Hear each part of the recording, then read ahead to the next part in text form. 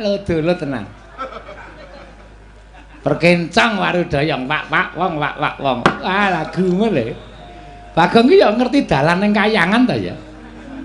Nganti tekan kayangan barang ki ngopo bocah iki ya, Di. Nuwun sewu. Najan Bagong menika namung atmajanipun Kyai Semar Badranaya, Kakang Ismaya namung nuwun sewu panjenengan sampun prisa piyambak. Jam terbangipun Bagong. Menika menawi panjenengan boten ngatos-atos, menika mangke panjenengan saged kewirangan lho, Di. Inggih, Kakang. Kula badhe ngatos-atos. Inggih. Lah bocah kok nekate ora jamak-jamak iki ya karo sapa ngono lho. Nganti Bagong kok tekanangan ki wigatine apa? Lho ta.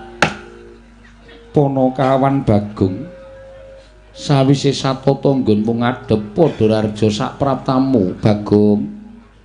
Ponokawan Bagong. Lah edan ta iki? Mulane ken mau dirasane ora nyaut lha walah bocah edan nggih Bagong. Wah jan wis ngeget-geti iki teko iki. Lho. Teko dengkul kita iki ora iki Bathara Antarada. Wah. Dewa. Waduh, nyuwun ngapunten Bu kula. Mohon maaf lahir batin. Ya.